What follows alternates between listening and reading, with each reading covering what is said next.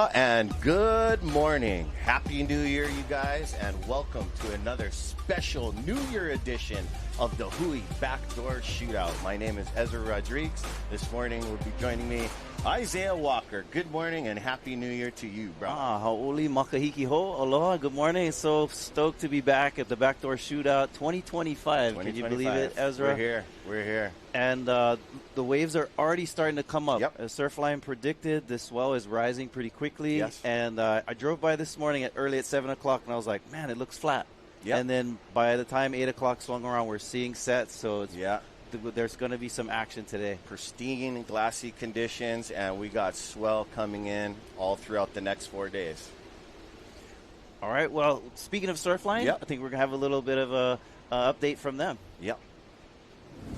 We got a great-looking swell that's going to build in over the weekend thanks to a recent storm off Japan.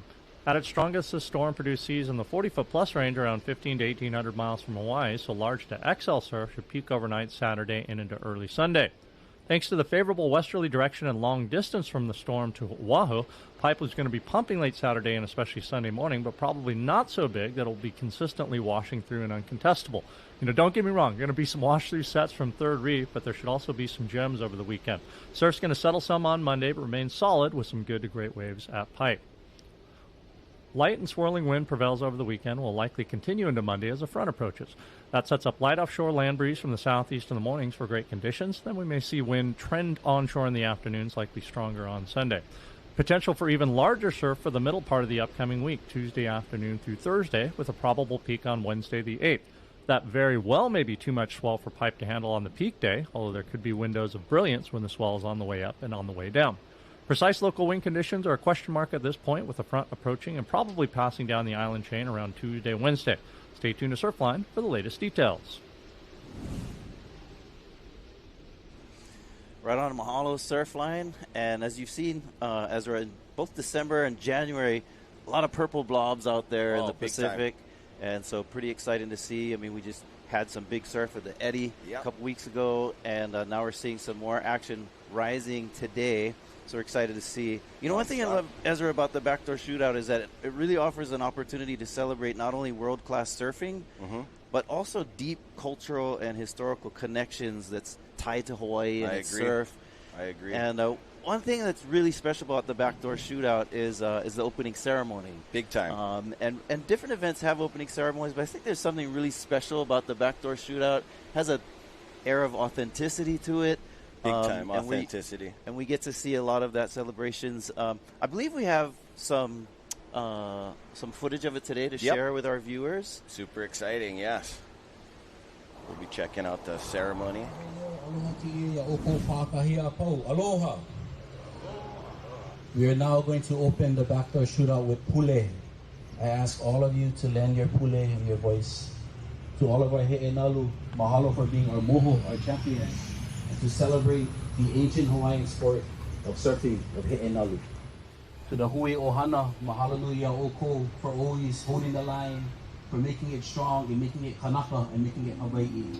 To the Royal Order, mahalo for representing our ali'i, Kamehameha, and all of his genealogy and all of our ali'i who have walked these lands and who have led us and who continue to lead us from the spiritual realm.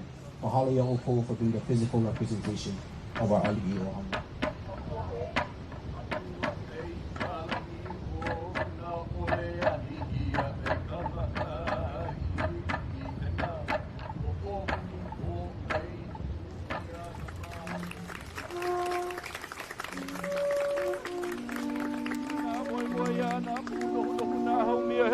He mu na moe ino na moe ya na puno na hau mea he mu oia kaniko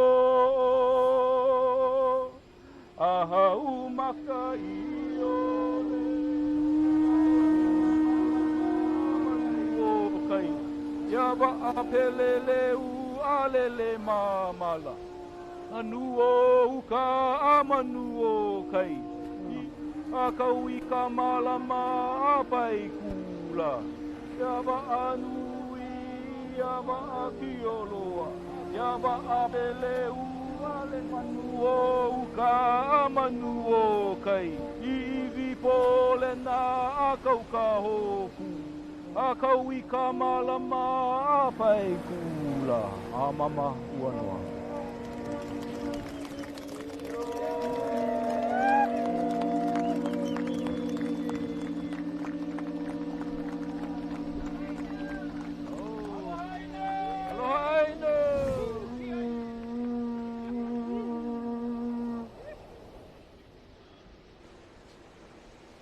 Hey, welcome back. And how was that ceremony? Man, Isaiah, plenty culture, plenty iconic characters from the past, present, and future, and a lot of hierarchy. Love it. A lot of mana. In this event. And mana is a term in Hawaii. It's like and throughout the Pacific, actually, it's like this spiritual energy, this sense of deeper roots and strength that you feel from these experiences. And the backdoor shootout opening ceremony and throughout the event, something unique that brings to the community and to the viewers is sort of to have access to that expression of cultural mana. It was cool to see it in the video. A lot of individuals. Liana Wong, who's been at the forefront of some of the language and culture movements. He's done a lot of events, and so he was leading a lot of the protocols. I saw Eric Keawe, who's the son of Auntie Genoa Keawe, who was a very, very famous falsetto singer in old Hawaii, and also you had of course professional surfers. And I love how you said you have these generations from past, present, and future, and so that's kind of the beauty of the event, is celebrating a lot of individuals and the history and the culture of our community. So special events. Raised by the Hui. All right. Good morning again. Good to see you all. Thanks for joining us. Excited to have the Backdoor Shootout 2025. We're going to start out this morning with the longboard as we honor every year in memory of Duke Kahanamoku. Oh, looks like we got some stand-up paddlers right there. We also have stand-up, so we're going to start the event with some longboards, some stand-up paddling. We like to honor the other disciplines as well. So, that's really cool. It's a part of this event that makes it special too. Is the he'enalu is the Hawaiian word for surfing, wave riding, and even in ancient times, surfers used a variety of different types of crafts. Yes, they did. Waterman. And, Waterman, for sure. And you see that, too, in a lot of Hawaiian communities. I mean, you were just at the Rudamel competition where you have everything from riding stand-ups to shortboards to body surf to alaya and canoe surfing and a variety of different things. That looks like a shortboard, but apparently it's a stand-up paddleboard. So that's... Last year, Mo Freitas, our backdoor shootout champion on the stand-up. And these guys, they used to have a tour, and they're still doing it, The art of stand-up has definitely elevated the equipment. And this is to our viewers, this is a jerseyless contest, one of a kind, okay? And these surfers are looking to score 1 through a 10, 5 being an average score. Anything going up into the 7s and 8s is going into the excellent range. Their dynamic is here. Their objective today is to get absolutely barreled, tubed, pulled into a giant cavern. We have good waves, like about an hour and a half out. I like to listen behind the fences to all the watermen. Everybody's got their little different things of how they pick apart the swell coming in. Speaking of watermen, Ezra, we saw some footage of our Hawaiian Water Patrol out there, making sure folks are safe, and we also see Brother David Stant. There. Stant legacy. And so, I mean, this event, it's incredible, but it's also incredibly risky and dangerous, and we've seen over the years at each of these events situations where our Hawaiian Water Patrol had to engage and to save people. I believe it was last year in this division of the stand-up that we saw Kai Lenny crack his helmet. Yeah. And I was sitting with you right here. It was like early in the morning, like first heat. We're glad that everybody's safe and healthy, but we have. I mean, these athletes put their lives on the line, literally, and we've seen it. Folks get rescued, and so our thoughts and encouragement. It's exciting to watch, but also know that these athletes are committed to this, and so Big make time. sure they're safe. And we're grateful to have the Hawaiian Water Patrol to help make that safety, make sure that it's there. It's not the same without them, you know. I mean, this contest is designed so we get the utmost progression, you know. In the shortboard team divisions, this thing is designed as a team format, so you know, they get a more of a relaxed environment. They're not only trying to win as a team, but they're trying to win as an individual, but we get more progression. We get them to contort in huge barrels, and that's what these guys on the stand-up paddles are doing. You're going to see some, you know, turns and stuff, but the main objective is to get underneath the curtain, get into the barrel, and thread the needle and come out clean and kick out with conviction. This is what they want to do. They want to get 2 of those during their heats, so. What's up? Who's in here? We have Mo Freitas on the list. We have a bunch of really awesome athletes: Tehotu Wong, Sebastian Gomez, Zane Schweitzer, Bernard Rodrigo, and there's a list of others. We'll let you know once the event starts of who's in heat number 1. Yeah. But definitely exciting. And to me, it's amazing to watch these stand-up guys pull into barrels. We've seen some incredible rides over the years at Backdoor and going left at Pipeline. And always impressive to me to see these guys charge and get barreled. An art of its own, yeah. It ain't easy, you know. I mean, you could go do this at Waikiki, but these guys take it to a whole nother level. I hear our brother Rocky Cannon on the live mic. He's also going to be joining us all throughout the day on the booth, along with Hawaiian Water Patrol's Clifton Botello. Right. So super stoked to have them as well. So also heard we're going to be having some help here and there, maybe on the beach and stuff, from our champion of the Eddie, Landon McNamara. Oh yes, Landon McNamara is present. I was with his brother this morning. They were checking out the surf with last year's champion Billy Kemper in the shortboard. So yeah, super stoked. We also have Landon Iolani Adams. You know, he's one of the announcers at every Hawaii Amateur Surfing Association. Shout out to Uncle Wendell. And shout out to all of you viewers at home. We are live on Spectrum, channel 1020. Super stoked. Zone Media right here, OC16. Alex and his crew covering the action this year. So cool. You can see the sun rising this morning. We'll sometimes greet you with aloha kakahiaka. Kakahiaka is referencing the morning as the sun is rising. And so good morning to everyone out there. You can see the beautiful sun coming up through the valley behind us in the Ko'olau mountain range here on Oahu's North Shore. Stretches from the North Shore here at Pupukea all the way back to the end of the island at Makapu'u. So beautiful mountain range. There's 2 mountain ranges, but Ko'olauloa is the one that you're looking at right now. Yeah, and look, there's beach right now, but you know, in a couple days when I'm sitting up here with you, I mean, the thing changes that fast. It is amazing, which really is a testament to the power of the mana of the ocean, that it can take, I don't know, millions of tons of sand and just move it in move a, it in on a day. over. Move it, and it comes and goes, ebbs and flows. Sometimes there's, many of our viewers probably know or have seen, sometimes there's so much sand that there's like a, they call it the Beaver Creek, where there's like a pond there. Safe for your children, you know. It circulates from the pipe waves lapping over the shore. One year was really interesting that so much sand eroded, so much of the swell came and pushed the sand away, that it exposed some never seen before petroglyphs. Oh, wow. And Hawaiian petroglyphs are basically these drawings that are carved into rocks that tell stories, a history from the past. In fact, the Hui He'enalu logo, you'll see it on the right hats here, and the shorts and so forth, is an adaptation of one of those petroglyphs, the stories from ancient times in old Hawaii, of drawings of surfers surfing. And so really cool that we're, that we have that preserved. The He'enalu surfing is literally etched into the landscape. Super iconic, of our island and of our stories. So evidence there that surfing is a part of old Hawaii and its ancient lore. Yeah, it's carved right in on the stone if anybody wants to, you know what I mean, ask questions. Yeah, that is illustration from back in the day. That's like, how we were in 7th, 8th grade drawing surfers and big waves on our thing. That was the ancient Hawaiian days, surf. Wow. The Hui man, Hui He'enalu, for years, taking care of North Shore, the community, and all island-wide.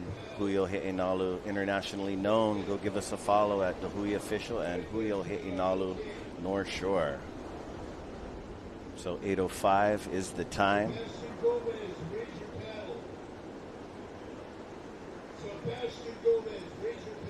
And yeah, here we go. We got some paddlers right here taking the back door, fading back to pipe.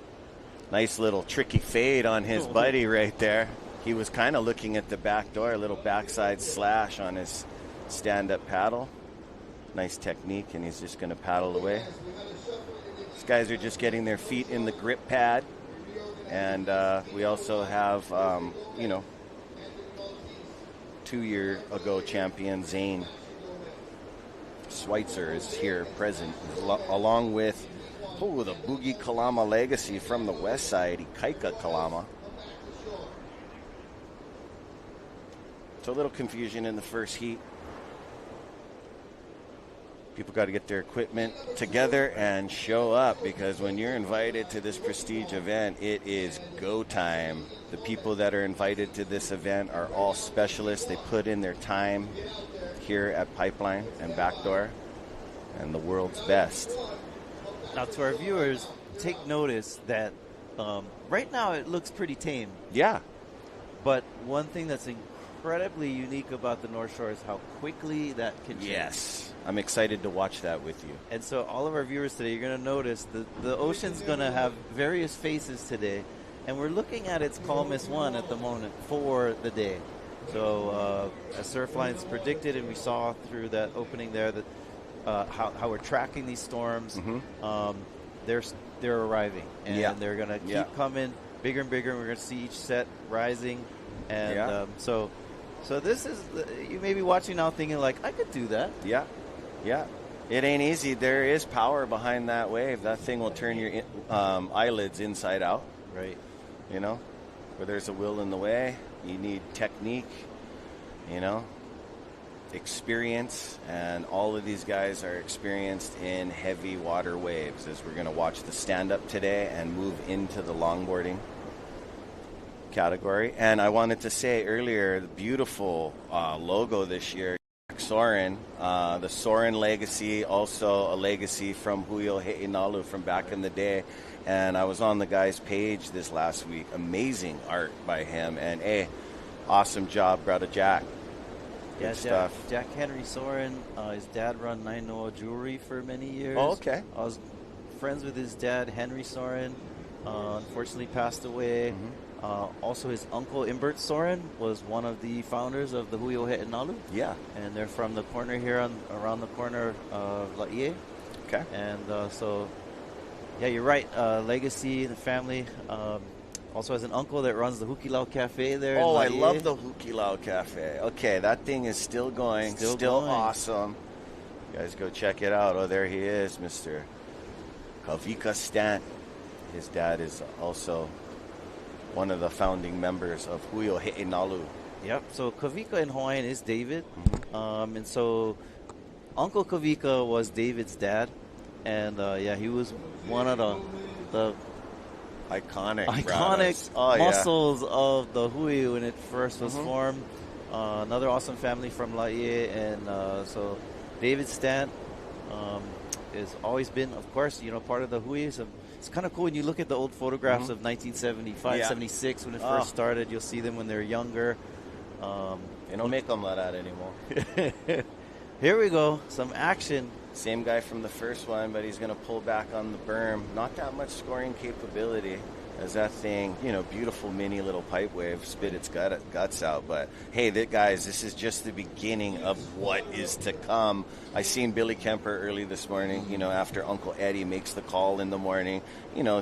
It's a intense vibe in the morning. Everybody's staring at it. The longboarders felt that they were probably going to go out first, but Billy just looked with his big eyeballs, last year's champion, and just said, it's going to be so bombing tomorrow. So, that guy's absolutely frothing. Quite a competitor, Billy Kemper, he right? is. So, I mean, from Jaws or Peahi on Maui to Waimea Bay to Backdoor, Pipeline, Sunset, Haleiwa, very well-rounded athlete. We have a lot of really accomplished surfers in this event, including Kelly Slater. Oh, yes, I see that there. Bethany Hamilton back again. Some of the biggest, one of the biggest, throatiest closeouts. Like if she came out of that was Backdoor Shootout's Perfect 12 2 years ago. I mean, all of our competitors that we'll see today are exciting surfers, but some names I'd look at and like, I'm so stoked to see Clay Marzo, for example. It's always fun to see him out in the waters. Mason Ho, of course. Super cool. So many others. Ayala Stewart. Yeah. The Rothmans from Koa and Makua. Yeah, the North Shore teams. Ivan and Nathan. So how's the young lads? Makai Burdine for Volcom, good performer in the last years, but then we got an alternate for New Earth Project this year, and he's been just from the amateurs into the semi-pros and doing his thing. Luke Tima, super stoked for you, and another Kanaka Steez, Shaden Picaro. Love watching that guy surf. Oh yeah, for sure. We also have, we have some young Wahine that are out there that are going to be surfing. Of course, Moana Jones Wong is the queen of pipeline. Duck queen. But we have the young one, Aaron Brooks, who has put on quite a performance this last year. Yes. Big waves, small waves, aerials, big barrels. So kind of exciting to see her. I believe this is her first time at the Backdoor Shootout. Yep. And let's not forget the Chandler boys. Oh, I love those boys. That guy came up with a new claim coming out of the Sunset Barrel.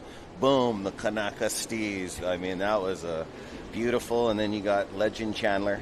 He'll be in the NS, the North Shore. Ohana. Team captain Coral Chandler. So there's another competitor that seems to always shine at the Backdoor Shootout. And I love that he's in the Backdoor Shootout because it seems to be his event to win is Balaram Stack. Yeah, he's always like getting some of the waves of the events. Looking forward to that. Oh, crazy barrel. Nice. Look how beautiful these conditions are, Isaiah. Unable to come out of that one. Saw a little bit of backwash or morning wobble that made it a little more challenging. But here we go. Another look. Oh, nice little leg. Nah. You seen that? Nah. Just with one stroke, he nabbed that thing. Nah. It's fun to watch the stand-up guys jockey for position. It's a little different than when you're laying down and paddling because it takes a bit more dexterity and balance to figure out how to turn that thing around while you're standing. Oh yeah, it's a full-on art and technique that these guys improvise, innovate all the time. What always amazes me too is like when they're pulling into a barrel, what do they do with the paddle? Yeah, no, exactly. Yeah, they kind of. They're amphibious creatures. They kind of just make it up as they go, and they've created this as this guy pulls in front side, but just gets his outside edge clipped. And stand-up boards are about 27 to 23 inches. Some of these guys got narrower ones. Yeah, I think there's that Mo Freitas out there. He said he was on a really small board. Yeah, Mo was packing them last year. You seen him. He was going like constantly backdoor. He's kind of like, they're Maui born. Zane Schweitzer, him too, just right underneath the curtain. Yeah, Zane has always been a standout. Schweitzer's won the event before.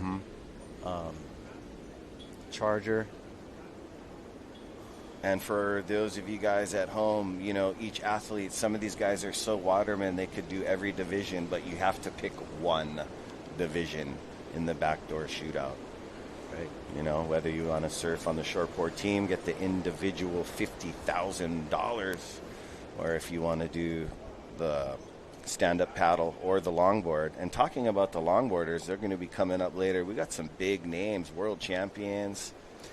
We've got this heat. You can see who's in this heat right now, a four-man Perfect. Heat. Gomez, Maltese, Rodiger, and Everline all out in the water. These guys are jerseyless. This is a cultural event.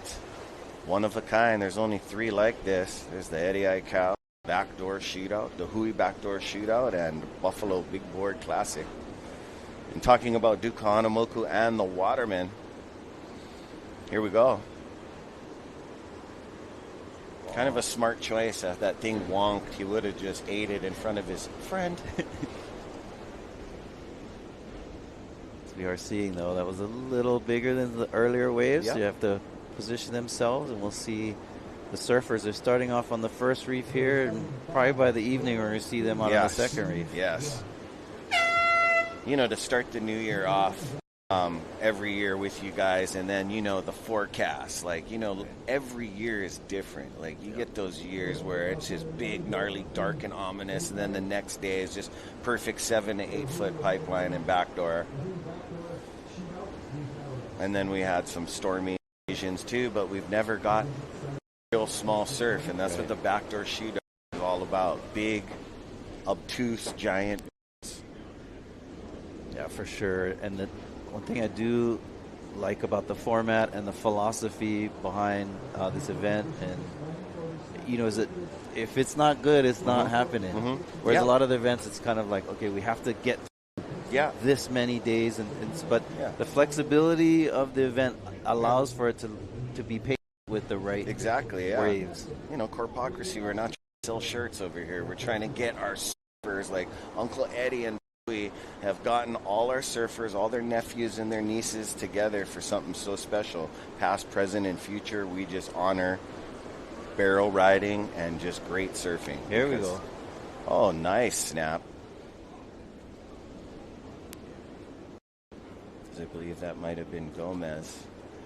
It's also not only is there diversity in the wave riding vehicles that you see out there, but it's also, it is an international event, right? We have a team from Peru, and we have a team from Japan. Yes. We have some from Hawaii. We have a mix of teams of surfers from the United States, from various places. So here we go, replay. It was a nice layback turn, leaning back onto that paddle.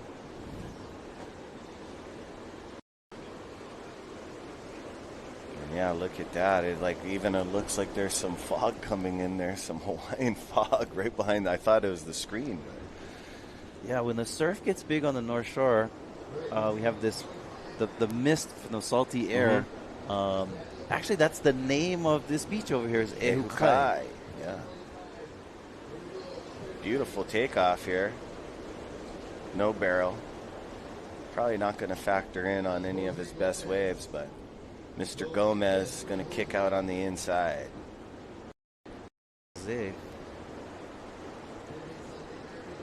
Man, it's so clean, and these guys are standing up 6 feet tall so they can see the lines, the Pacific ribs, are approaching pipeline. And we got an incoming swell, and I'd just like to thank all our sponsors, North Shore Club, White Claw in the house, Mahalo the Shredda Raw, and the Pakalolo Man, Excel, Haleiwa Distillery, Saltwater Society, and here we go, up and riding, stalling on the tail, trying to get an under the hood snap. Sometimes you can get those under the hood snaps and get lidded in the barrel and come out. You know, it'll require some points. Thank you to Saltwater Society, Hawaii Volcanic Water. Here we go. Stalling, gets onto the curtain briefly.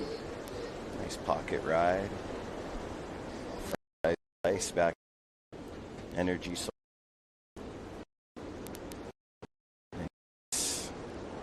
Hui 2020 beach bungalows. So if you have not checked out Keiki Beach Bungalows, it's an absolute must. Summertime, wintertime, anytime, it's absolute paradise. Thank you, Elon, and the staff over there.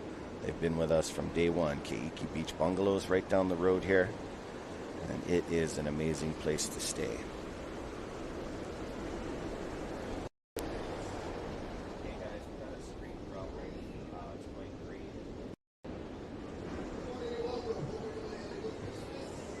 Wow, how's this? I mean, I wouldn't call it a fun set, Isaiah, but just when the ocean starts livening up, it's on 2025. Yeah, I can see energy.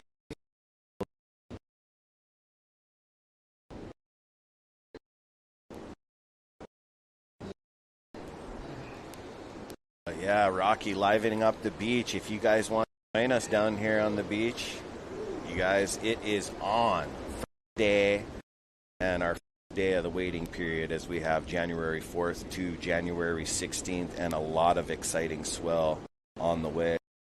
Water, Jose Gomez, Anthony Maltese, along Clayton. That's heat number 2.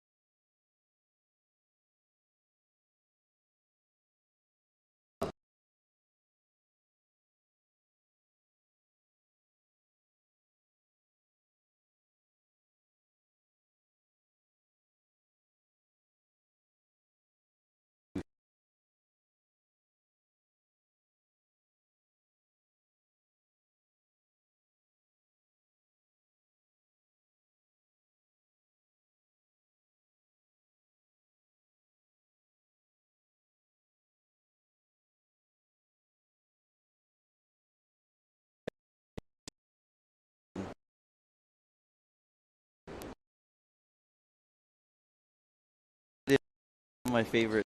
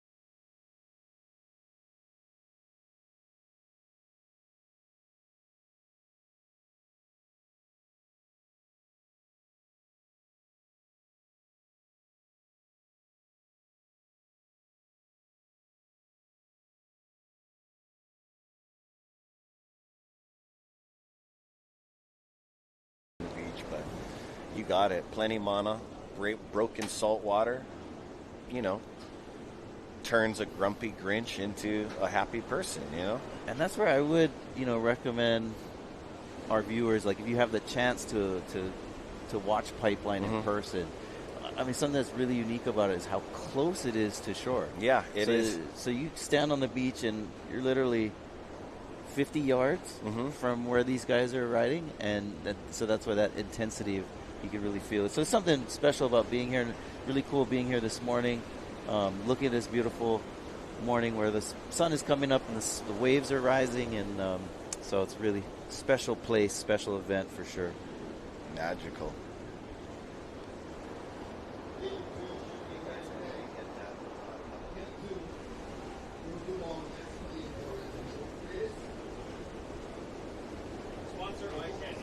Huh? All right. Sponsor Eye Candy. If you guys want bottles, we got bottles for you guys. Oh, Hawaii volcanic water. Or we got the in the background or whatever. You guys need water, guys? Right. Yeah. Founded in 1996 by the founders of Hui Heinalu, Eddie Rothman, and Uncle Kavika Stant Sr., the legacy of the event continues to flourish by Ohana values and the sense of pride of being Hawaiian and Polynesian representing. So yes, Duke specialty events will consist of individual co-ed divisions, longboard and sup. You are watching the stand-up paddle division. 8 minutes, 20 seconds remaining in this heat, Isaiah. Yep.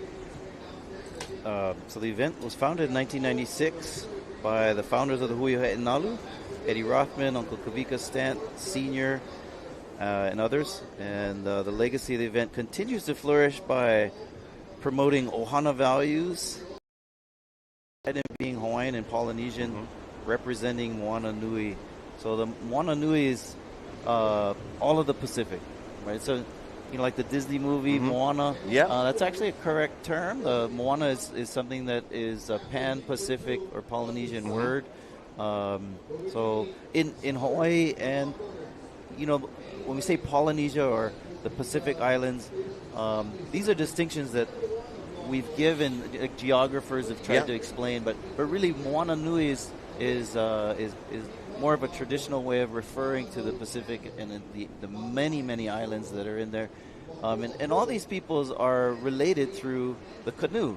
So the va'a, the voyaging vaka, va'akaulua, the voyaging canoes connect all of us from the islands. And so kind of a cool history. So we're talking about the Pacific is a part of that group of individuals or those peoples that have migrated for hundreds and thousands of years actually throughout the Pacific. But Moana Nui, these waves that are coming from the vast ocean, and in Hawaii there's a variety of words for the ocean. Kai is referring more to the waves that are the ocean that's closer to shore, the breaking waves. Po'ina Nalu is the area where the waves break. And there's a variety of different words. There's vai, and so oftentimes you hear freshwater referred to vai, and kai, and moana, and there's a variety of different terms for ocean and ocean conditions in Hawaiian language and also in Polynesian languages. So the Hui Heinalu, they were formed in 75, 76, the club, but other like in 1996 was when this event started. So it's been it's quite a legacy of the event itself. Yep. So pretty cool to Things celebrate. were different in 1996, let me tell you. Yeah. I remember it started off, there was an expression session that they would have at sunset and so forth. It was just about, like, you know, in fact, one of the reasons why the Hui was formed was because of all the permits that were being issued to companies and to events that and they would let the local surfers surf. Right. Yeah. And so it's big. I think the Hui was like, hey, like, if there's handing out permits, we're going to get some of them too. Yeah. And so the Hui has been holding on to these events where they have the And Yeah. so it's been at Pipeline for many years now, but started off at Sunset. Plenty of people just making up their own rules when these guys were the original guys, you know. And if it wasn't for them, we wouldn't even be here today. Like Uncle Eddie and the uncles, they honor the surfers that always have done it for their lifestyle, not craving the limelight, and then they never get invited. They never ever get talked about on the, you know, some of the other corporate events. And this one honors, you know, longboarding, stand-up paddling, all the iconic Waterman, and the biggest team format individual pipe event. Yeah, I love these drone angles. You really get a perspective here of what it's like to be out in the water, and also seeing the Aina, the land from the shore, which is a perspective that usually only surfers get when you're in the water, which is beautiful. You can see Kaena Point and the Waianae mountain range. I mentioned Ko'olau. There's two mountain ranges on the island of Oahu, Ko'olau and the Waianae mountain ranges. So kind of cool. On the North Shore, you get to see both of both. Wow, look how beautifully groomed it is. Come on, send these broadas some waves. There's some sheer cones on. Some of these guys haven't been wanting to take it as 5-minute mark. Mez, Anthony, Maltese, Bernard, Ron, Everline. Opening up first day of our event.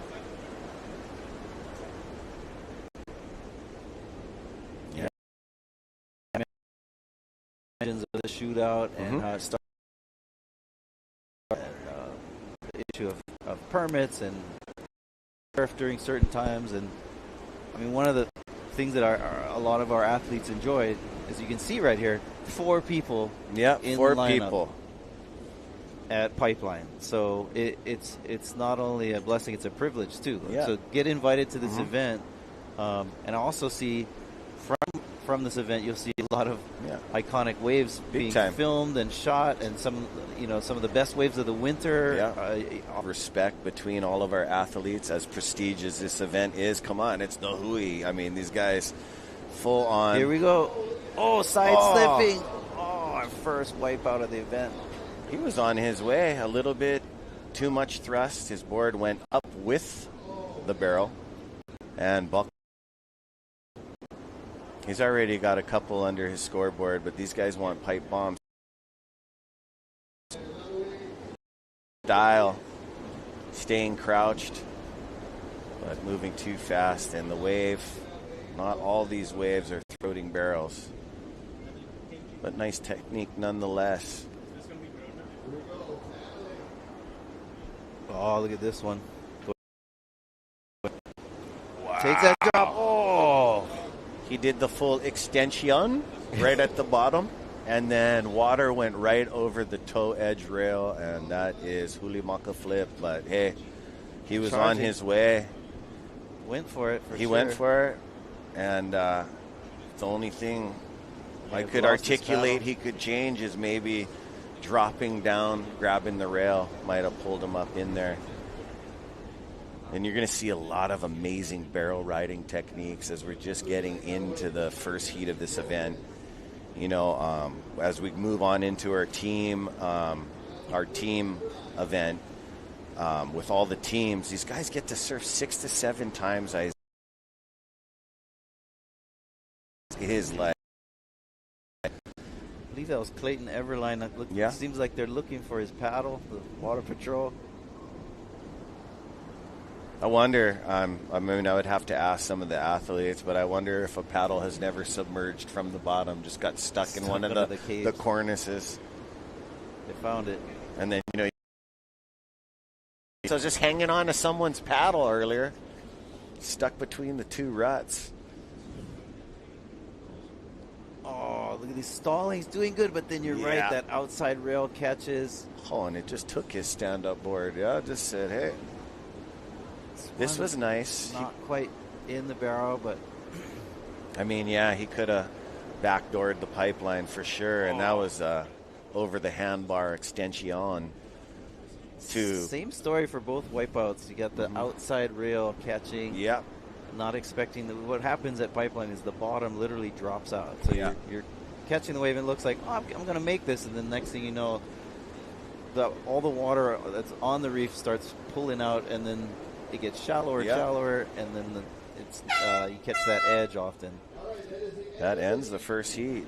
But, also, even that last one from that guy on the bigger left, when he plunged, that board came down with the lip. So you got to want to make sure that you're underneath with a half a sip of breath hold and go out the back without getting lipped on the head with your own equipment. So there are dangers there as this guy's just going to safety glide in. Previous heat, nice front side snap. Well, that was heat 1 of round 1. We're now getting into heat 2 of round 1. The champion from last year, Isaiah. Oh, Freitas. Mm-hmm. Teotu Wong and Maximilian Torres.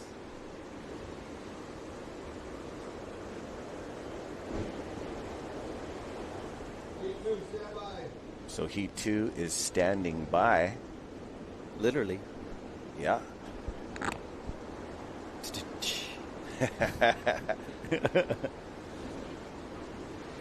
So, oh man, that guy in the white helmet, I don't know if he's on a 6.6, but he's having a hard time. That thing is sinking down. So, equipment preference is definitely changing.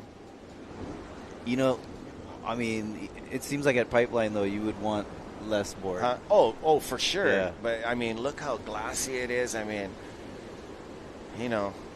some of these guys ride the boards where you have to be propelling forward a couple knots to even keep it well balanced. So this is, the guy in the red helmet sitting down there. Yep. Heat never start yet. Save your legs.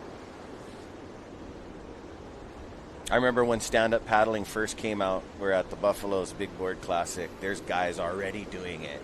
We get Surfer Magazine, Sam George paddles out past, and we all, as water guys, wanted to try it out. I couldn't believe the technique of them sliding their back foot on the tail and pivoting around. I was like, wow. And this was just the beginning of it. Wow. I was like, okay, I got to slide my back foot down, paddle really hard on the right side to keep, they do full-on pivots in the bowl. And the waves were 8 feet, so yeah, it was incredible. neat. It was neat to watch the stand-up progress and then get into the tour. You had some real iconic guys on tour. There's some guys that left the shortboard too, jumped on the stand-up paddle, never came back. Yeah, that happens. Yeah, Seen it happens. Foil. Yeah, I know a lot of, and a lot of my age generation folks I've seen have converted to foil, and a lot of them they're flying in the they're flying in the ocean. But yeah, gang, we're gonna get this second heat underway. You guys make sure you guys grab a snack, a hot cup of coffee. We're here all day with you. Thank you for joining us in 2025. Mahalo.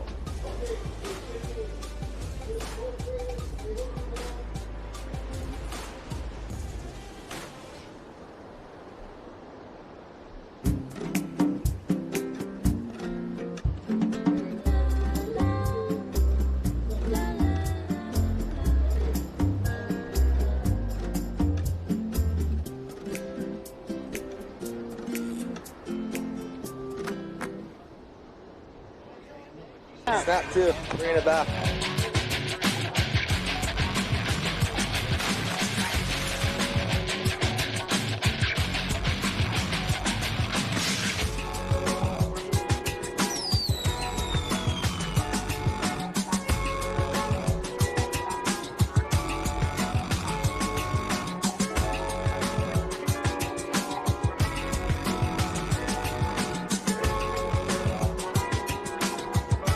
The 2025 Hui BackDoor Shootout is presented by Keiki Beach Bungalow, White Claw, Hawaii Volcanic Water, Haleiwa Distillery, Saltwater Society, Na Menihuni Umi Kumaono, and Excel Haleiwa.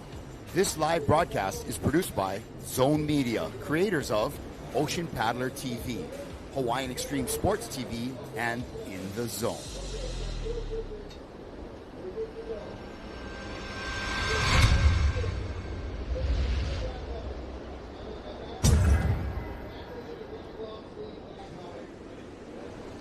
Aloha kakayaka, and welcome to the Backdoor Shootout 2025. Oh, yeah. What a cool number, 2025. Oh, yeah, we're here.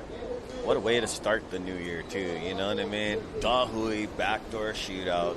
And hau'oli makahiki ho, give you a Hawaiian word of the day, or phrase of the day, I should say. Hau'oli makahiki ho. So break that up into 3 words. Hau'oli means happy, or yeah, happy. Yep. And makahiki means year, and ho is new. So happy new year. And well, is on the rise. We've seen already. Look at these lines, Ezra. Oh, yes, here we go. And to all of you viewers out there, thank you for tuning in. We're going to all just light up 2025 and take care of one another. Beautiful technique. Oh, my gosh. And, oh, man, the first straight-up judo throw into the reef we have here. Well, yeah, the crowd's getting lived up because you know what? There is some waves of consequences showing up right here. He's going to get out of harm's way here. Hopefully. That Sheesh. was sending. Doesn't look like he's on a stand-up paddle anymore. I almost thought he was going to duck dive that one, Mike. Here we go. This is, I mean, we're going to see this. We keep saying this probably throughout the day, but that was the biggest wave we've seen so far. Last year's champion right there, I believe, in the white helmet here. Trevor on this one. Trevor! No. He was on his way to do some different kind of art form. It just didn't work out for him. You got to get down into the transition before that coping starts cleffing up on your back. So it's like Trevor's joined Mo Freitas, Tehotu Wong, and Maximilian Torres. Oh my goodness.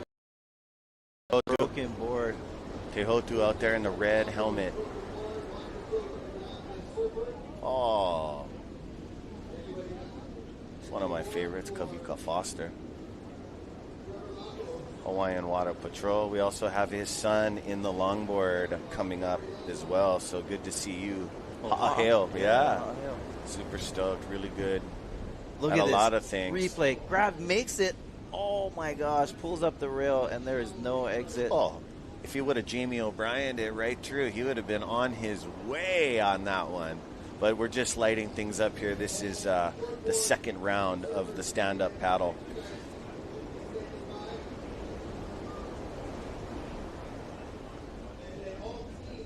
First broken board of the event.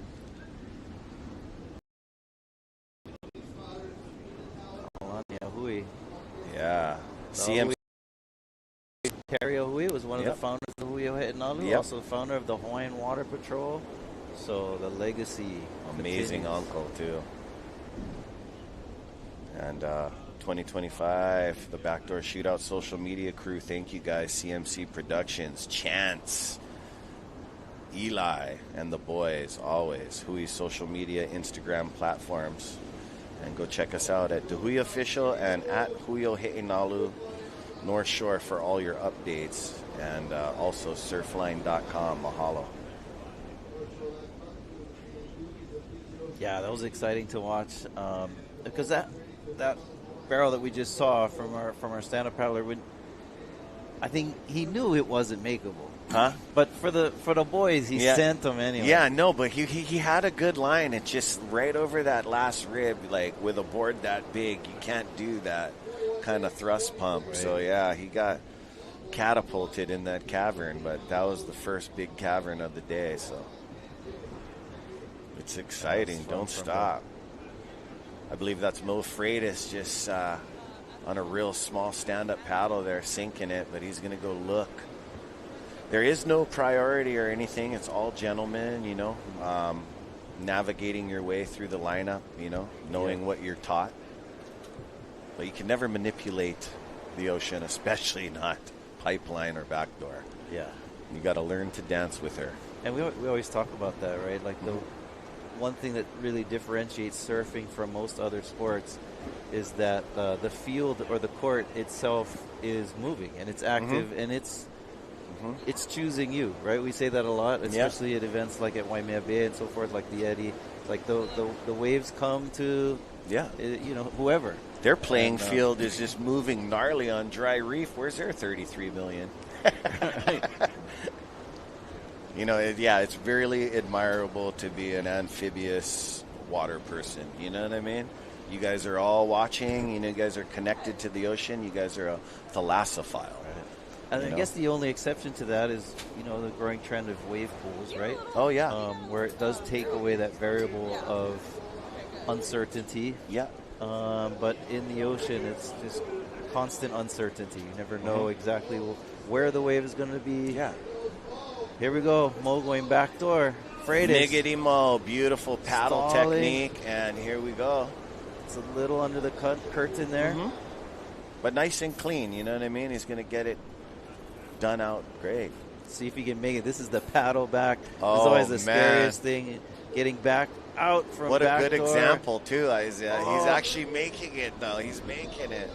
Woo, with the spit. Sheesh. And I was just like going to tell you before he even took off on that wave, when he's standing prone on his board, he's knee deep. Yep. Sinking it. Yeah. Even and look at him. He right knee there. deep too, bro. Yeah. Lenny Tabbies get stand-up paddle underneath. Oh, yeah. These guys looking to elevate.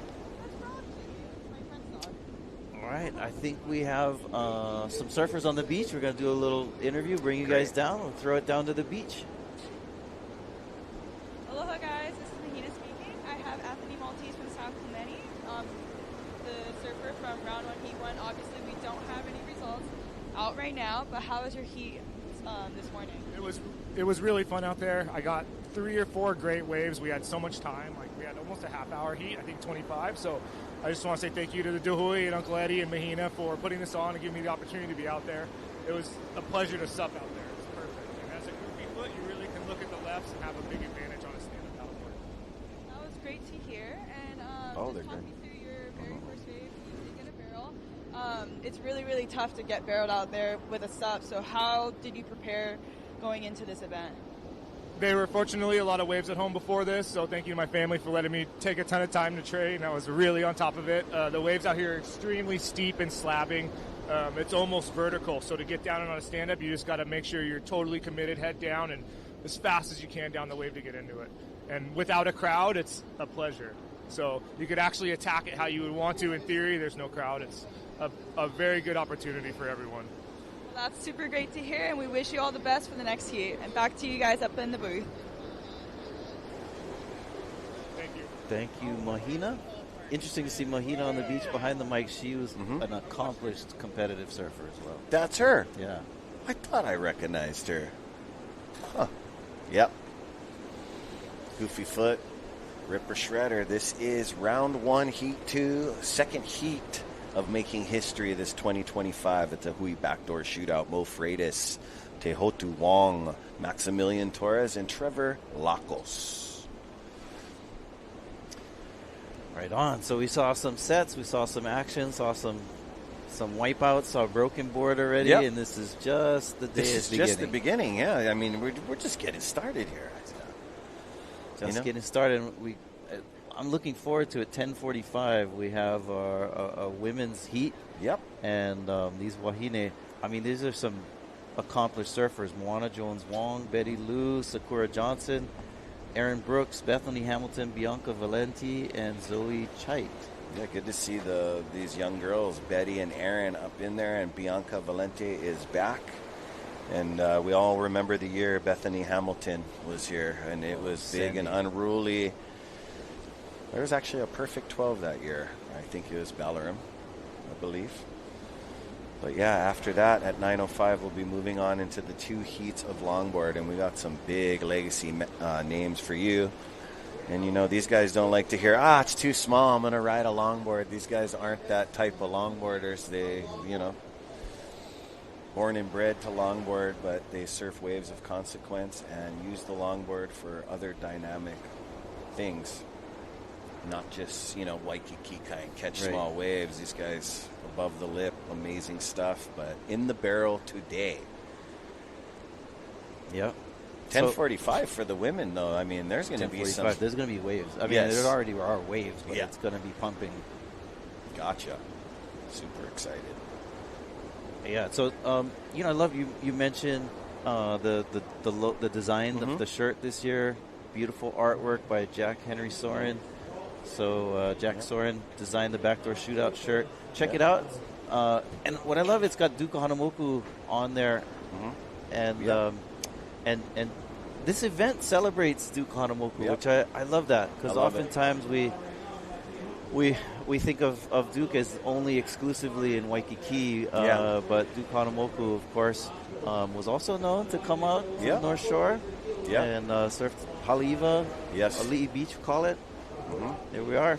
Yeah, and we're looking sharp. Thank you, Brother Tim and Freak Show Iwohi for the OGA, Oahu Golf Apparel, making us look sharp every year. No, I'm glad, too, because, I've been wearing out my other shirts from last year, so I'm looking forward to a new wardrobe. I wear these things surfing, too. I mean, it's just they're water, but you look sharp. Wow. You look so sharp. Not as fashionable they're not as even you. going to take you away from you, bro.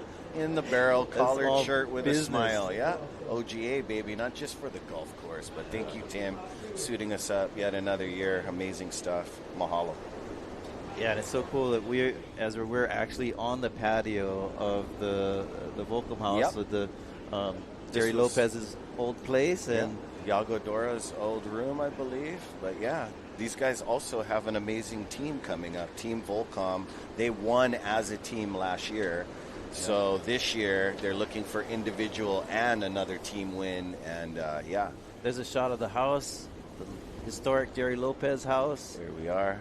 You're going to see a lot of black, red, and yellow, the colors of the Hui o He'enalu. Also, a lot of powerful colors in ancient Hawaiian history, Isaac. Yeah, so the Hui o He'enalu is, a club that's formed in 1975-76. And they take a lot of emblems from Hawaii's past, Hawaii's culture, Hawaiian history into, their branding, their identity. So we'd mentioned earlier about the petroglyph, the Hawaiian ki'ia, the petroglyph is actually taken from, the logo is taken from an ancient petroglyph drawn in the rocks where it was depicting surfing as a story. So using that as a logo, but then the colors, you're right, Ezra, that the red and the yellow are colors of significance in Hawaii. They often would mark the ali'i, because speaking of, you were talking about looking fashionable by wearing the Oahu Golf Apparel shirts. Well, a chief or an ali'i in Hawaii would have worn red and yellow colors used with the feathers from very rare birds. And so the feathers would be placed on either capes, or helmets, and a variety of different bling, different. Are those birds extinct today, or is sadly or we many? There are. Unfortunately, Hawaii lists amongst the top of extinct species, whether it's birds or a variety of other species. A lot of that has to do with the fact that Hawaii is being so isolated that we also had, birds and other species of life here that didn't exist anywhere else in the world. But unfortunately, with the introduction of things like mongoose and feral pigs and a variety of other creatures have diminished the population of our native species, which is really unfortunate. But you have folks who are working to preserve the endangered species. We've seen some success with, for example, the Hawaiian goose called nene was near extinction, but now the population of nene goose birds are pretty thriving. Interesting to see them all over, especially on the Big Island. But unfortunately, a lot of the birds that used the feathers were used for capes and other things. Many of them have gone extinct. Well, the mongoose didn't work out for us at all. I don't know who came up with that. The mongoose never even met the rat. These guys are on two different time schedules. And sadly, we continue to deal with introduced species. Our current one that's really troubling here on the North Shore is called CRB, which is the coconut rhinoceros beetle. Not to make it sound sad, but I'm looking over here behind me. I've seen your eyes touch the coconut tree, and it is a serious thing. It needs to be discussed. We need to work together, because I'm hearing down the line there will be no coconut trees if this keeps up. So Yeah, you'll notice the leaves of some of the trees, if you see them, looks like somebody took a machete to them and kind of trimmed them. Mm-hmm. That's actually this massive beetles. They're huge. They're huge. Size of your palm, yeah? Well, not quite. They're like, about 3 inches long. Yeah. And they have this big rhinoceros tusk. And well, IG is making them look a lot scarier than the... Here we go. Action. Splitting peak, possibly? No? Oh, no. Tehotu giving way. Oh, Beautiful. come on. Oh. That was pretty textbook, but then he had some reverb on the outside. I believe that was Max Torres. That was awesome. Brother Max, already 2. Got some morning spectators on the beach. He almost came out of that. That was really close. 2 no makes, and that's a technique I like to use. That's like throw the paddle and then paddle up to it. Throw the paddle and then paddle up to it. Let's see a replay of that. See how close he was to coming out. Beautiful. Holds his line. Seems like everything's going well. Oh, and that chandelier pinches him right at the end. How's that slow-mo by Zone Media? That was the magic right there. The scoring capability. What we want to see, folks, is in the tube, slow it down, disappear, get spit out. And like I said, they're not just getting scored from a 1 through a 10. This morning I said 1 through a 10. They can get a 12, you know what I mean? But it's going to have to be majestic, beastly conditions. And that's an interesting scale, right? And I don't... we'd have to talk to our judges over there. It's hard. Because I think it's not really a 1 through 12 scale. I think it's a normal 1 to 10. Yeah, but then the 12 it's like the extra. The extra 2 points, like +2, -2, And I get that because somebody gets a 10. It's like, all right, that was a 10. But then what happens if somebody gets something better than the 10? Exactly. And so it affords that flexibility. You're talking about some 10-point rides from before Balaram Stack. Remember Kala Grace getting a 12? Grace, yes. That was a 12.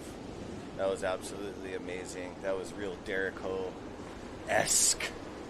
Shout out to Derek. So we don't get 12s every year. No, we don't.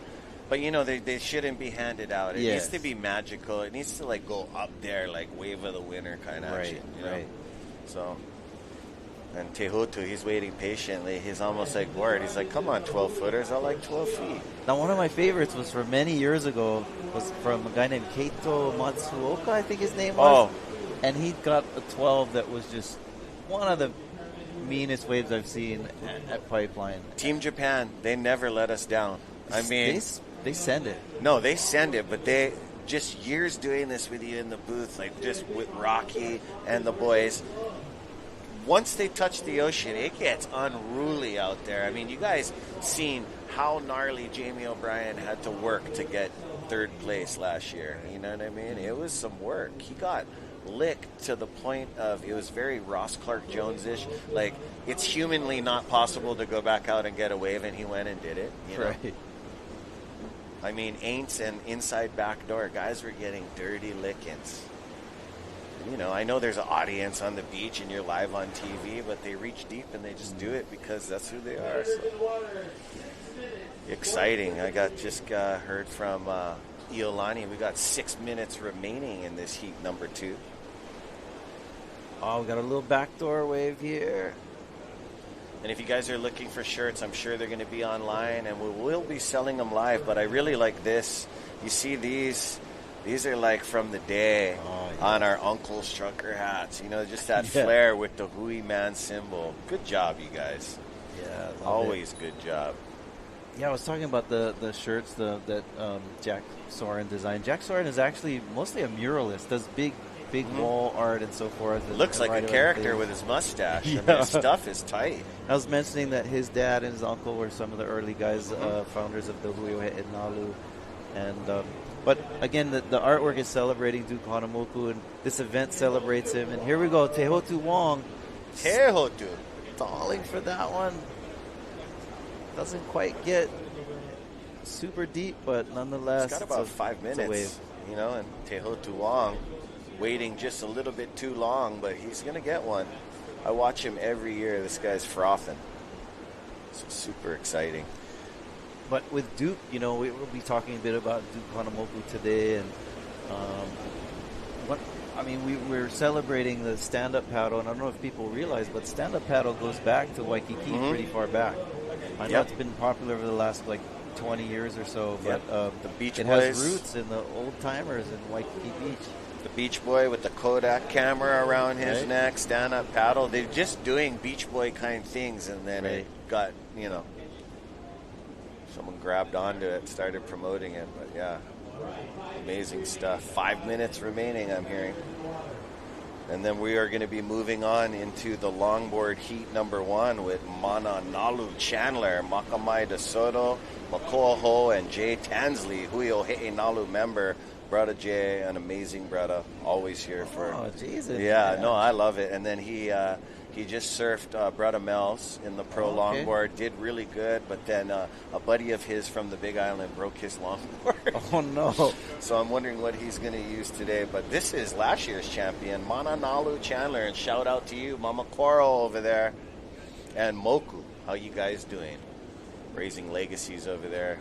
And quite a hot young generation growing up in that pad over there, the Chandler residence. It's on. So I know the little brother is probably, you know, frothing at the bit, amazing shortboarder, but he's an amazing longboarder as well. So, legend in Mananalu. Yeah, it's going to be, you know, in the next coming years, it's going to be these iconic Snap 5. All these teams are going to ask this young Mananalu Chandler to get into their team, and then he's going to have to make that decision as a longboard champion here at the Hui BackDoor Shootout to see if he's going to move disciplines. So coming up is our longboard heat number 1, and then we have 2 heats of longboard, and then we have SUP finals and longboard finals. Then after that, 10:45, our Wahine, our women will go out there, and right at 10:45, my prediction is going to be bombing. Yeah. Oh, nice. There's the boys. Heat number 1, Mananalu Chandler, Makamai De Soto, Makoa Ho, and Jay Tansley. And Makoa is the son of Mr. Derek Ho. Rest in love, Uncle Derek, and super proud of your boy as I've been watching him become a majestic longboarder. Some good sessions with this kid. Makamai De Soto, younger brother to Dwayne De Soto. Yeah, so you're going to get 3 goofy foots against the regular foot young man. Here we go, going back door. Mo, beautiful, Stalin. Also water safety here in the lifeguard tower. Lifeguard Association. And don't forget, you guys, try to help out with our Junior Lifeguard Association, West, North, East, and Town. You know, they need funding. It's an amazing thing for our young kids to be with these iconic water safety watermen.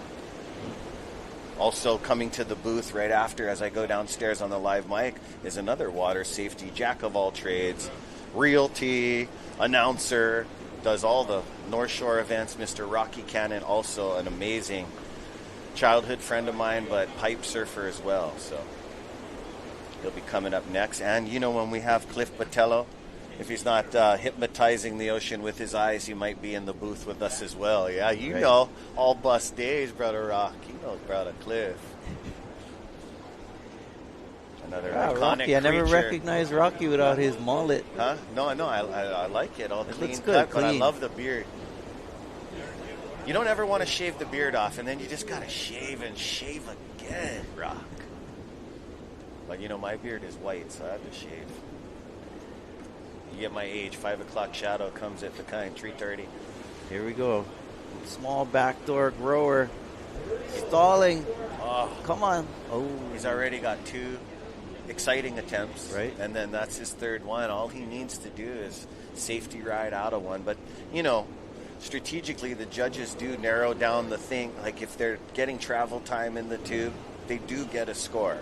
But that is up to them. Which I do appreciate actually about this event. It's a little different. Like even the the criteria. Oftentimes in other events, you get somebody who gets like an insane barrel and come out, but maybe get clipped right at the end and be like, "Oh, that was a 1." Yeah, but it was so. Yeah, it's no, like, exactly. What? Yeah, A 1? No, so they pull it apart here. How intense was it? How critical was it? How far did they travel? They pick it apart. This is a barrel specialist event. And 20 seconds remaining, Isaiah. It's been amazing calling the last two heats with you. I'm going to run down. I'm going to switch over the headset to Rocky, and I'll be back with you guys in the next 2 heats. Oh, right before the buzzer, Tehotu. Wow, Tehotu. But on his way to making it out of this heat. All right, gang, will stick with us.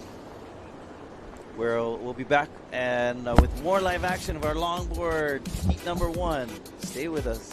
Aloha.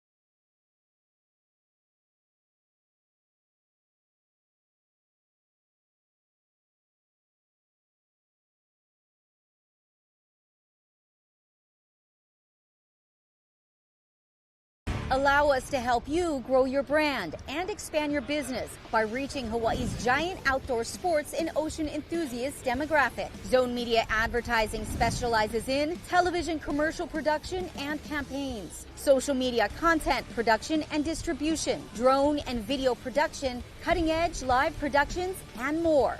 With over 25 years leading Hawaii's action sports market, give us a call to find out how we can help you grow your business.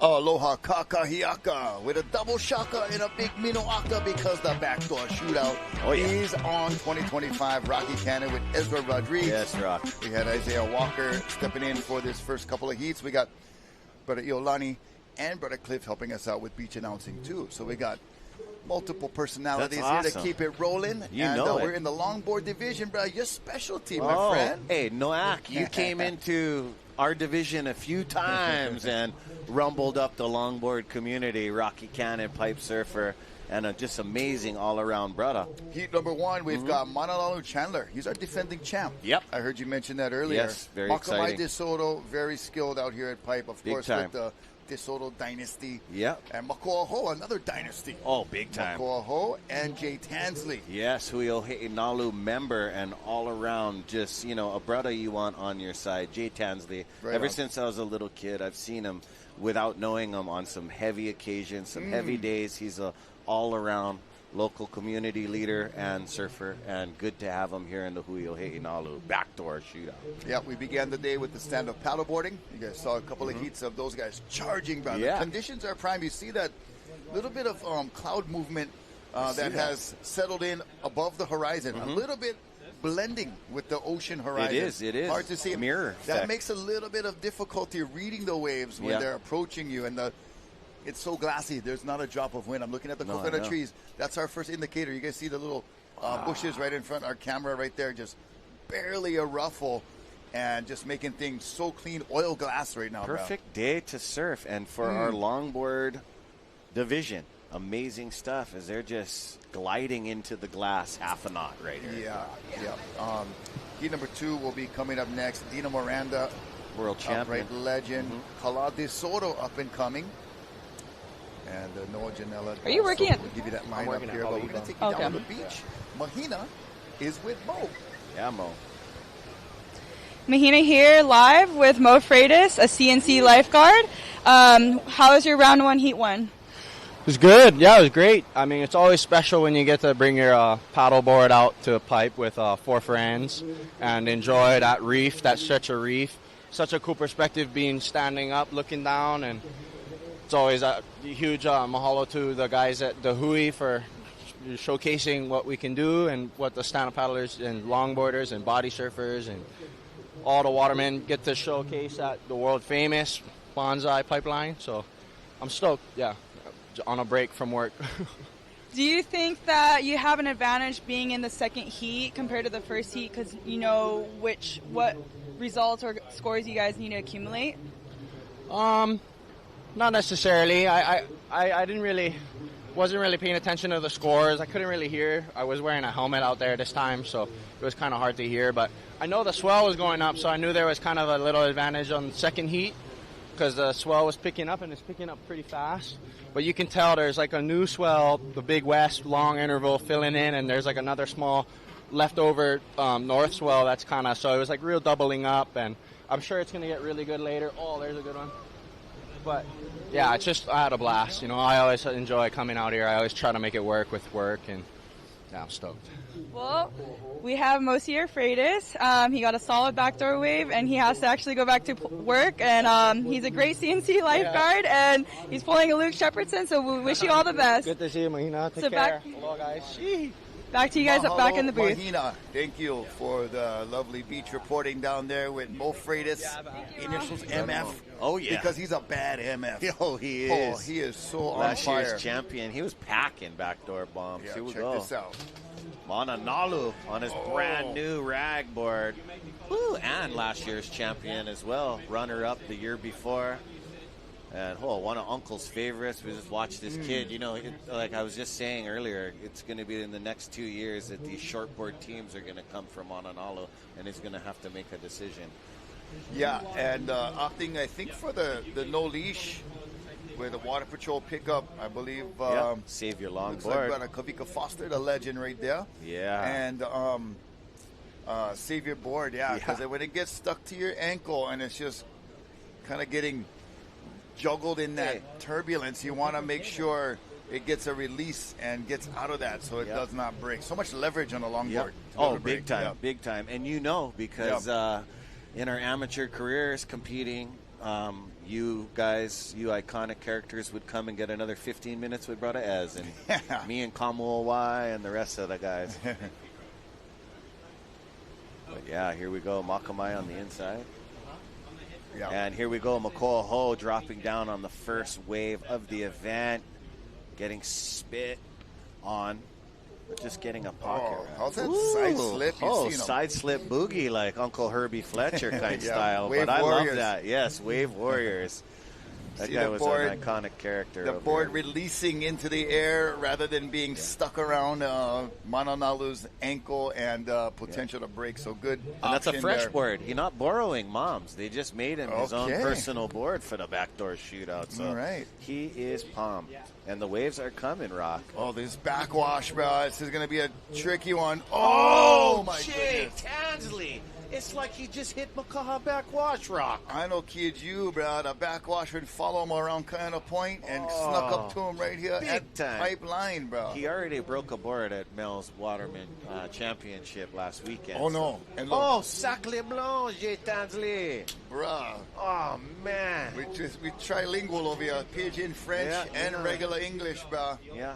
And some Hawaiian, so quadrilingual. We're going to show them all inside. But wow, big time. That was horrendous. I seen the backwash coming at him, and I was kind of thinking in my head, I like how we switched to the water angle, too. No, I know, but you seen the backwash. I was like, ooh. That was headed right for his takeoff. Yeah. We've already had a catapult earlier. Crazy timing on the backwash, like right there. Wow. From that water angle, oh my gosh. Look how thick the lip was on the end, though. There's been some thick lips. We've seen that double up. It's the fast building swell that we're anticipating. And obviously the ultra smooth conditions can kind of give way to some of that reverberation from shore. And then those double ups that are kind of climbing on top of the wave in front have been very, very dangerous. Because, Rocky, looking over the balcony, there's no hill. So, that was a kind of a rare backwash game for him there. It's kind of, but there is a little sandbar on the inside. So it's kind of sucking off that sandbar. And that's what's creating some of the backwash. So you got double ups and backwash. Oof. It is, nice and glassy, pristine. When you've got that nice smooth surface, but with that building swell and that already built up sandbar on the shoreline, because we've had tons of big swell. Of course, the eddy happening before Christmas. But a Jay right there, kind of feeling Jay, a little bit of the impact too right there. Hey, Hale's coming up in the second heat. I don't know if he was going to borrow that bod, but I remember when you first touched the mic, Rock, with Kavika Foster. That's his legacy over there. Super stoked to see him in there. Yeah. And Jay might have got it a little bit on the rib because he got thrown there. Yeah, he got kind of tossed from the upper rope, from the top ropes, but WWE reference kind. Sheesh. Slammed. Maximilian Torres earlier on, too. He got thrown. Here we go. Makamai DeSoto. Dropping down over that backwash as you were talking about.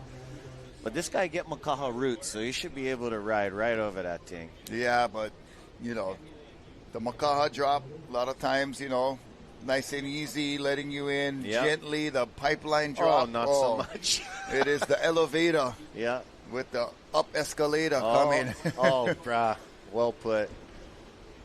But Makamai gets his first score on the board. Him and McCool opting for the blue board. Yeah.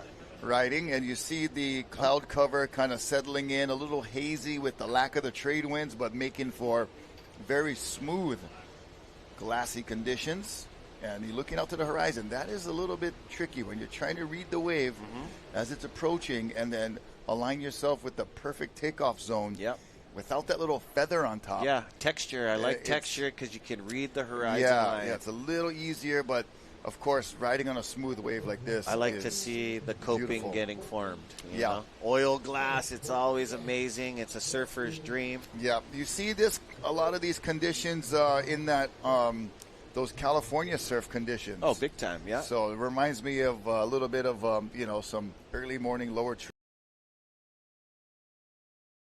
You can even see the waves. Yeah.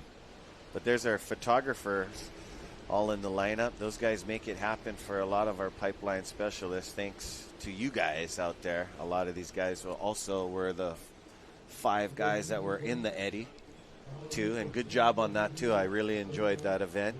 Yeah, that was hats off to all of our competitors, our water patrol, all of the folks on the ground getting everything set up. That was a huge scrambled egg production. Big time. And the scrambled eggs was ono. Yeah, it was. We also got Landon McNamara will be coming up in the team event, Yep. Yep. Well we got deserved. a lot of new guys. Well earned. Eddie champion. You also got to watch another iconic guy during the Pipe Masters. Harry Bryan is also an alternate in the Snap 5 team, but very exciting to see his showing here. Yeah. Got a lot of folks from outside of Hawaii getting on to these backdoor shootout surfing teams.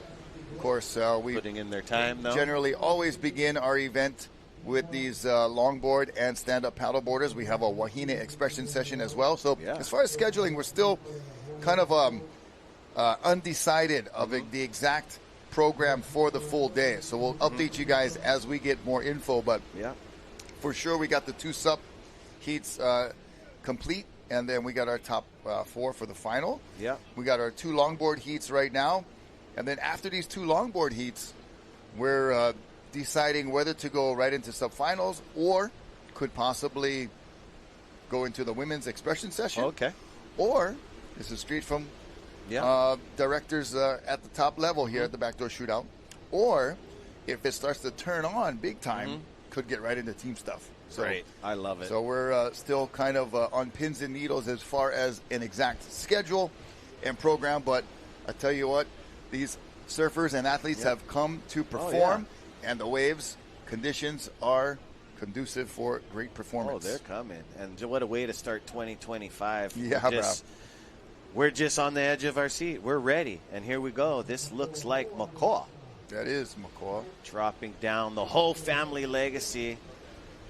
That thing was just going to shear cone off and not going to get a thread the needle in and out. But Macaw is doing his work, doing his thing. You know, I really got to commend these athletes in the stand-up paddle and in the longboard, because at Pipeline, it is such a tight arc, a tight fit. All the angles are much different than riding a shortboard, and to get on pieces of equipment as big and as long and thick as paddle boards and longboards at Pipe, that is not an easy task. It isn't an easy task. And you know, you've ridden the longboard rail, you know. And I prefer the shortboard rail. Man, it is so nuts riding a longboard in bigger waves, especially in big hollow waves. Yeah. And really commend these guys for getting out there on these big pieces of equipment. Guys like you, Bruce Irons, Jamie O'Brien, Jason Shibata. When me and my longboard friends are in a heat thinking that everything's going good, one of you guys would show up. 15, 20 minutes more in the lineup. And we have some results, for heat number 1. Yeah, so this is to determine who's going to the final. Yeah, so heat number 1, who started it off, who's going top 2 will advance. In 4th place, Sebastian Gomez. In 3rd place, Clayton Everline, and advancing on into the final, Bernard Ridiger, and winning, Anthony Matisse. Heat number 2, it was Trevor Lacos in 4th. Mo Freitas just needed a small score to get up there, but he finished in 3rd. Tehotu Wong pulled it together and was able to get into 2nd place. Maximilian Torres, absolutely charging. Yeah, he was. First wave, grab rail, backside at Pipe. The thing was just like, the lip the looked line. like it was like 3 feet thick. Yeah. Oh, yeah, the coping was big. And just packed a huge one that impressed the judges enough to take out the win for heat number 2. I am understanding, though, if you do pack a nice big barrel and you don't come out of it, it does get the score, does get awarded, Instead of getting a little pocket ride chandelier and kicking out consistent, maybe thinking as an athlete, wow, that was a makeable one, but at the same time, getting the big barrels and traveling will be awarded. Yep, there are guts points. If you got the guts, you can get the glory here at the Backdoor Shootout, because charging a big barrel, even if you don't make it, can get a better score than flirting with the outskirts. Whole family legacy on a schmedium one. He's just going to kick out of that. No barrel on it.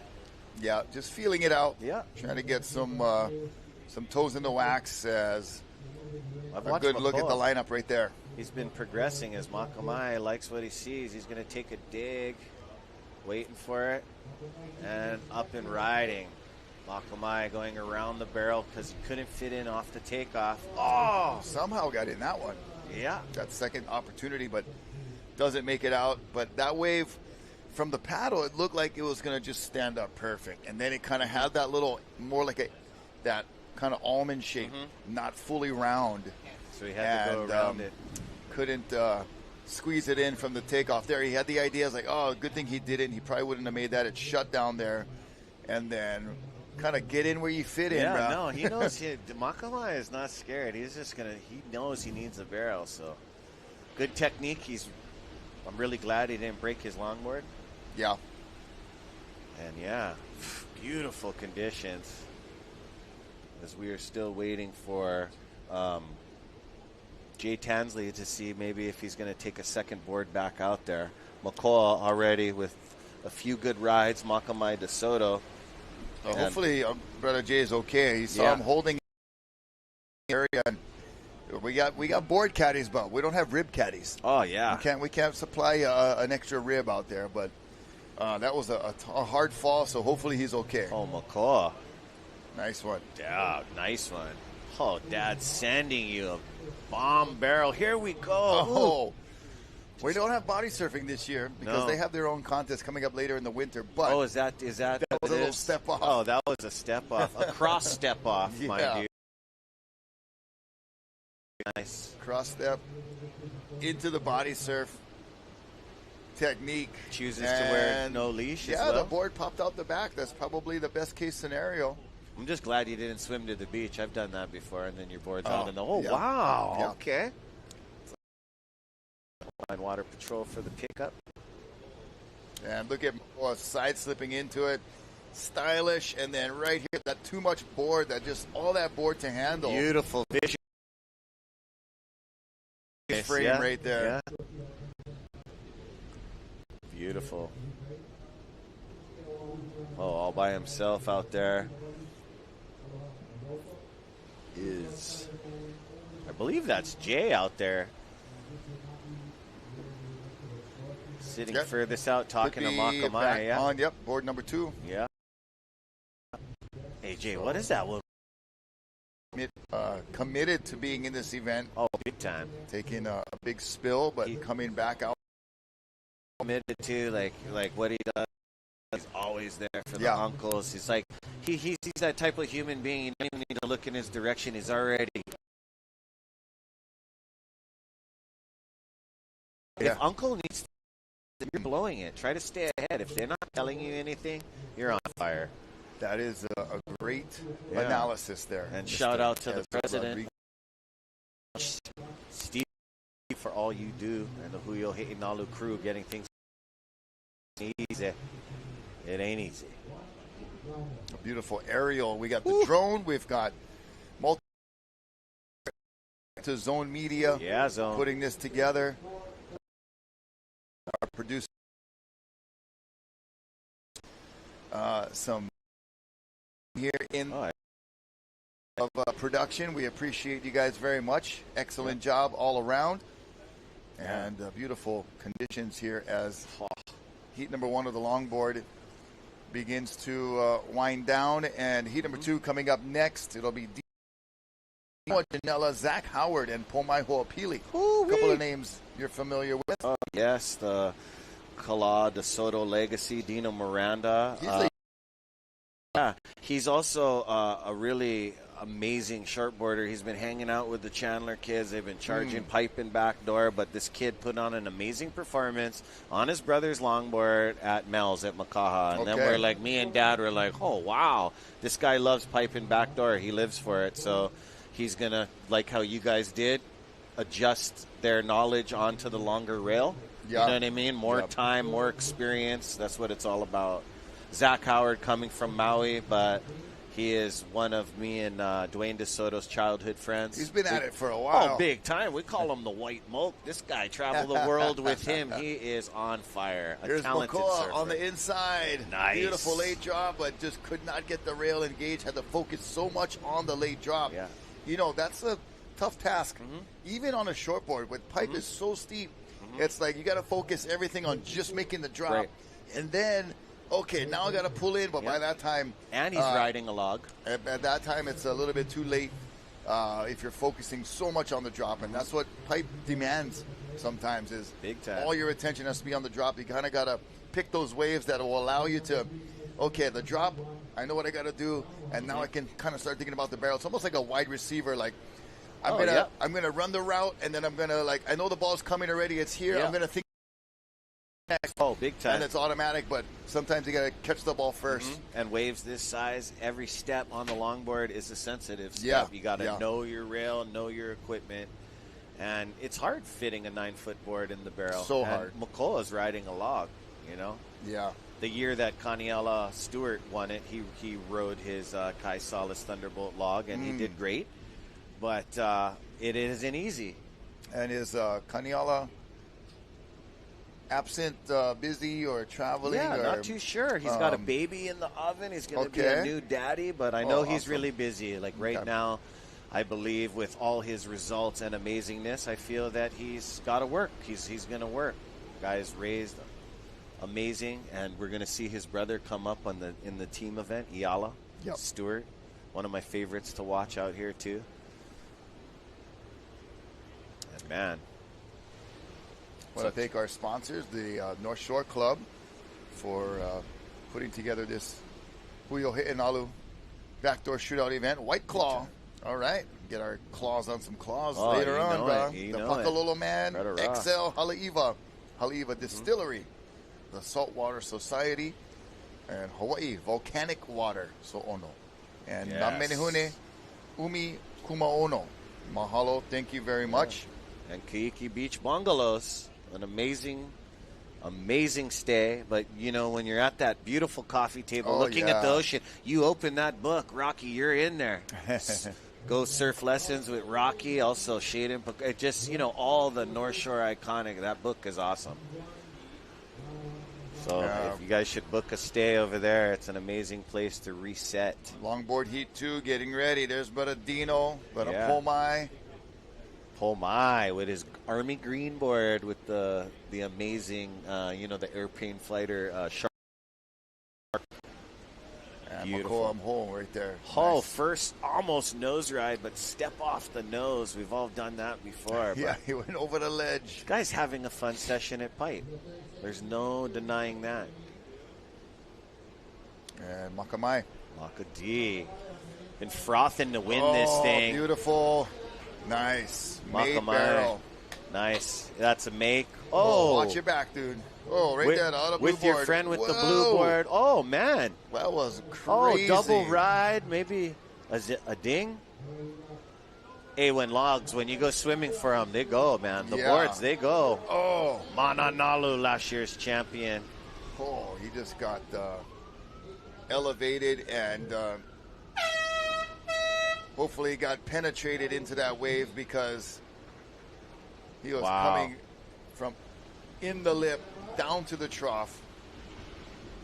Wow. And as Hawaiian Water Patrol assists with Mananalu, we'll end heat number 1, and we'll take a short break, and we'll be right back with heat number 2 here at the Hui Backdoor Shootout. Stay tuned.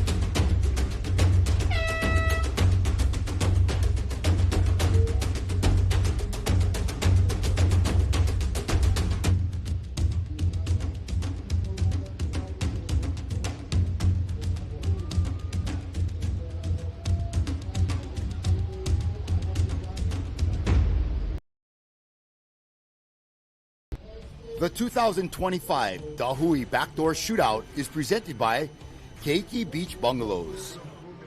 Special mahalos to the members of the Hui Ohe'enalu and these great sponsors. North Shore Club, White Claw, Hawaii Volcanic Water, Haleiwa Distillery, Saltwater Namenihune Umi Kumaono, and XL Haleiwa. This live broadcast is produced by Zone Media, Hawaiian Extreme Sports TV, and In the Zone.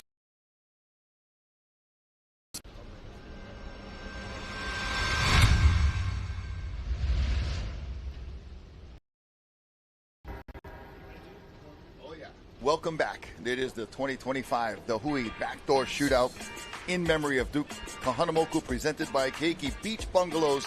Rocky Cannon now Walker bringing you the heat number 2 longboard action.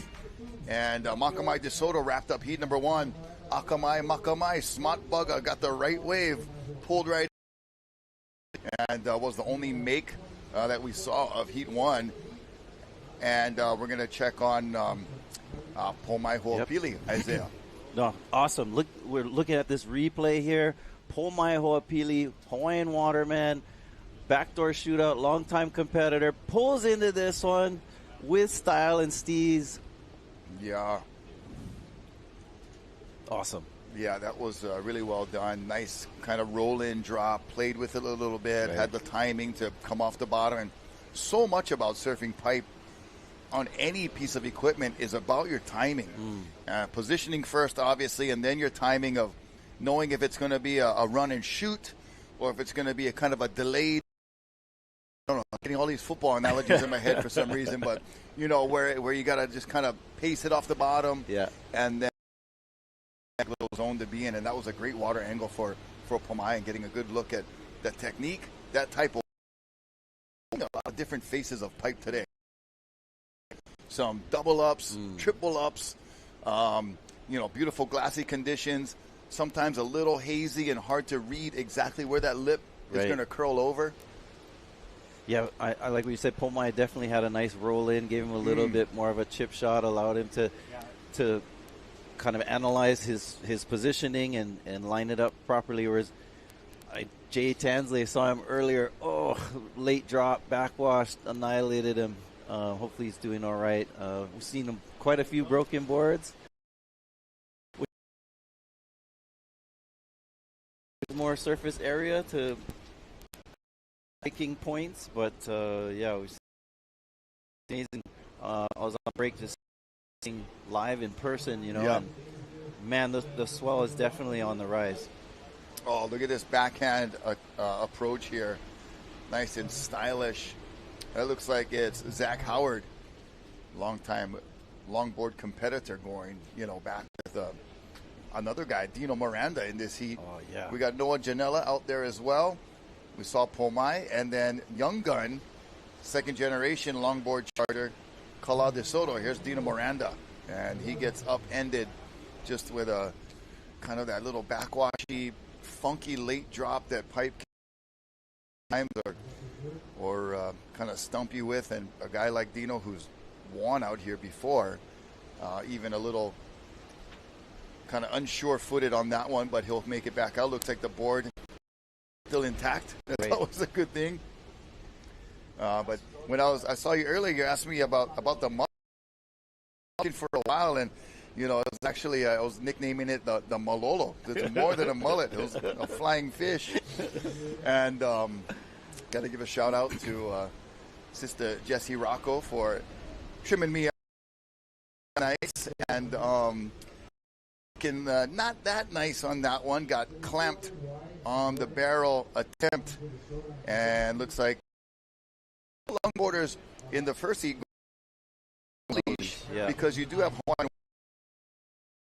I want to say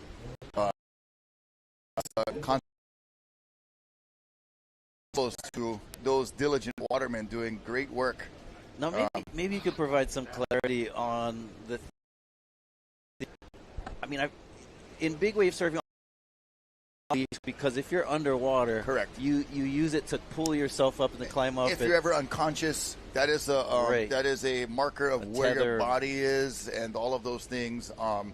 And there's a reason. But I understand you're less likely. Is this true or not? You're less likely to break your board if you don't have a leash, because the leash will keep the board close to you and also closer to. That is, we had that. Oh. Speaking of impact.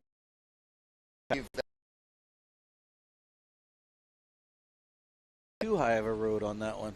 Yeah, hearing Cliff Botello on the beach announcing in our background here.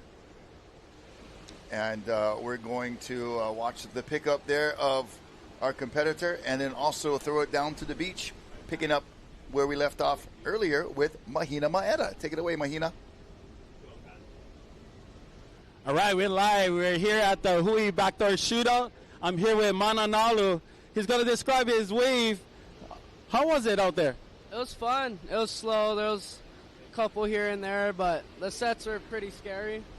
Everyone kind of got waves. The one wave I got, it was kind of a hectic one. I let the fins loose. Then I don't know. It was probably one of the most better waves I've got on right on the exit.